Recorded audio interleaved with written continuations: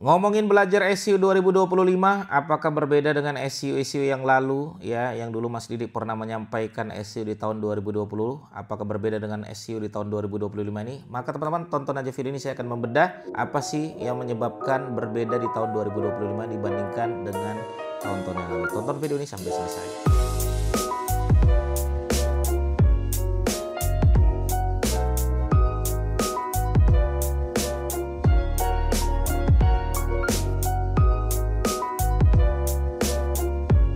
Oke teman-teman sekalian, kita akan bedah ya, ini dengan tema belajar SEO 2025 ya. Nah, mungkin teman-teman sekalian dulu pernah lihat saya yang membahas tentang SEO ya. Saya juga dulu pernah ya membuat sebuah mesin Imacros dan sebagainya. Sekarang tidak bekerja, namanya mesin Imacros untuk nyepam di Google. Sudah tidak bekerja lagi teman-teman sekalian, tidak seperti dulu gitu kan. Nah, apa yang membedakan ini? Baik, kita akan bedah satu persatu ya teman-teman sekalian. SEO di tahun 2025 ini Google makin pintar, makin cerdas. Pahami itu teman-teman sekalian. Ya, Google makin pintar, makin cerdas. Artinya apa? Kita bedah yang pertama. Kalau kontennya nggak bagus, kontennya tidak ada pembaca, tidak ada peminat, ya udah ditendanglah ya konten yang teman-teman bangun. Maka sekarang adalah konten is the Kong lagi, bukan is the King lagi teman-teman sekalian. King Kong ya istilahnya seperti itu. Maka kalau saya sekarang ya lebih banyak fokus di konten. Makanya website yang sehat adalah website yang membangun kontennya secara rutin. Ya, membangun kontennya secara rutin. Itu SEO di tahun 2025. Oke ya. Jadi kita melihat konten yang tidak berkualitas maka ditendanglah oleh Google. Itu poin pertama teman-teman sekalian. Yang kedua, website yang tidak komitmen dan konsisten juga akan ditendang oleh Google teman-teman sekalian. Makanya saya sering banget menyampaikan kalau teman-teman membangun website maka bertanggung jawablah dengan website tersebut dengan membuat konten rutin. Kalau enggak Mas Didik gimana dong? Nggak bisa. Ya susah untuk bekerja SEO kalau kita tidak membangun konten secara rutin, komitmen dan konsisten. Itu yang saya rasakan di tahun 2025 ini. Makanya website pasif ya pengen menang-menangan kata kunci udah nggak begitu lagi pola main SEO teman-teman sekalian.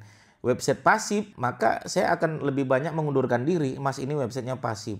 Ya, kalau sekedar menang-menangan kata kunci saya sudah tidak seperti itu lagi. Saya fokusnya bagaimana nih website menghasilkan lalu lintas traffic yang baik. Caranya adalah dengan membangun konten secara rutin. Nah, itu nomor 2 teman-teman sekalian.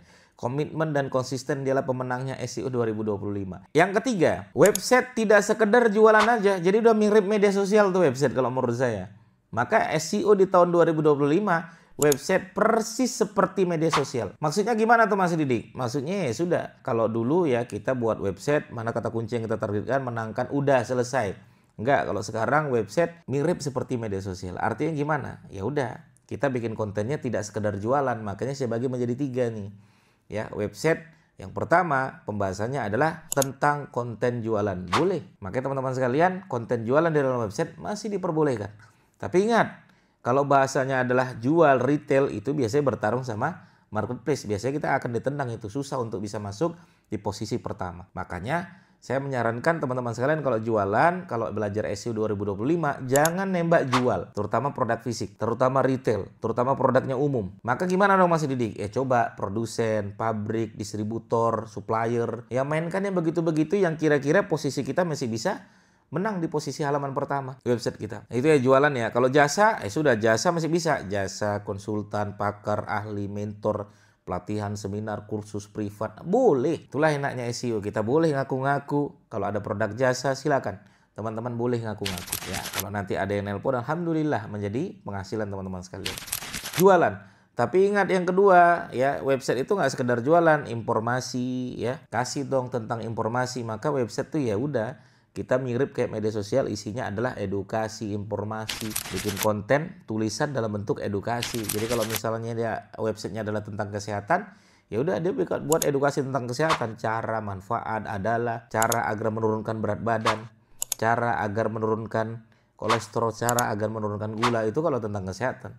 Kalau tentang SEO, cara bagaimana memenangkan halaman 1, cara bagaimana belajar SEO. Kalau tentang jualan kurma gimana dong Mas Didik? Ya cara makan kurma yang baik, cara makan kurma sesuai sunnah. Banyak teman-teman sekalian tuh cara, manfaat kurma, kurma adalah. Nah, itu bisa dibahas kalau jualan kurma tuh. Edukasi bisa teman-teman bahas.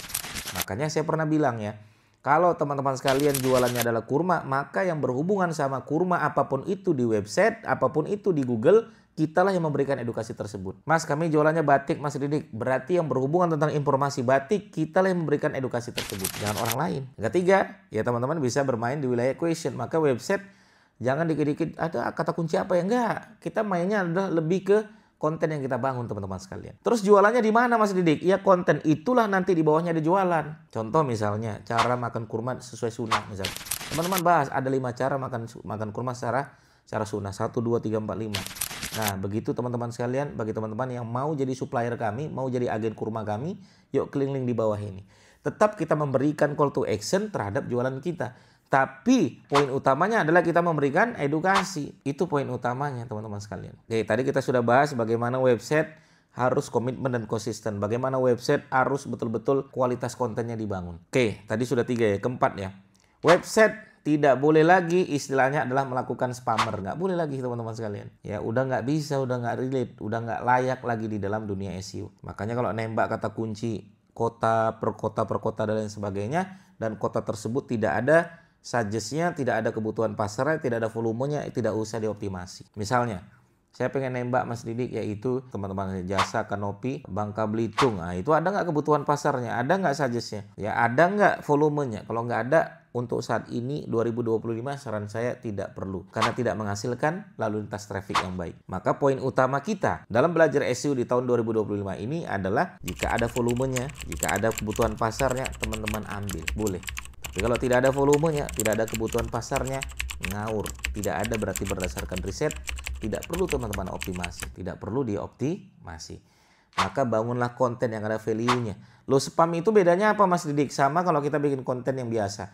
Spam itu bikin konten yang gak jelas, rame, brutal, gak ada nilainya, gak ada value-nya. Itu spam tuh. Tapi kalau kita bikin kontennya juga rame, bagus, berkualitas, ada value-nya, itu bukan spam. Itu berarti bagus. Silakan teman-teman sekalian. Makanya ada salah satu klien saya, dia bikin konten sehari bisa sampai 100 konten. Boleh.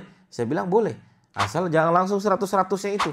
Asal 100-nya itu berkualitas semua. Asal 100-nya itu ada value-nya semua. Satu hari ya dengan 1 jam 1 konten atau beberapa menit 1 konten boleh. Yang nggak boleh itu 1000 konten langsung jebret dan nggak ada jelas. Semuanya copy paste. Ya semuanya duplikat konten dan lain sebagainya. Itu yang keempat. Yang kelima, maka website tidak boleh isinya banyak duplikat konten, ngambil karya orang lain dan lain sebagainya. Makanya website yang dulu pernah berjaya teman-teman sekalian, ketika dia menggunakan teknik-teknik yang dulu, semuanya kacau balau, semuanya kena duplikat konten, semuanya kena algoritma Google, ya semuanya pada jatuh. Makanya dulu kalau teman-teman pernah dengar atau pernah melihat website yang dulu pernah jaya di tahun 2012, 2013, 2014 dan lain sebagainya, coba lihat kembali apakah mereka masih berjaya atau tidak. Ya karena dulu mungkin mereka tidak menggunakan penulis secara profesional. Kalau dulu ya mereka menggunakan teknik-teknik ya tanpa ada value tapi bisa muncul di halaman pertama. Atau teman-teman bisa dia menggunakan teknik duplikat konten tapi bisa muncul di halaman pertama. Tapi kalau sekarang kena razia oleh Google, banyak yang kena bermasalah di dalam websitenya. Mulai lalu lintas trafficnya turun dan lain sebagainya. Itu yang saya rasakan, itu yang saya lihat berbagai senior-senior kita yang menggunakan teknik SEO pada berjatuhan lalu lintas trafficnya. Saya rasa begitu teman-teman sekalian, belajar SEO 2025 sangat berbeda dengan belajar SEO di tahun-tahun yang lalu. Atau teman-teman nanti yang pengen mau belajar boleh langsung klik link deskripsi saya. Teman-teman nanti boleh lihat postingan saya ada workshop terdekat di tanggal 9 Agustus ini. Terima kasih teman-teman sekalian, sampai ketemu lagi. Bagi teman-teman yang bertanya, silakan langsung aja bertanya di kolom komentar kami. Sampai ketemu. Assalamualaikum warahmatullahi wabarakatuh. Bye-bye.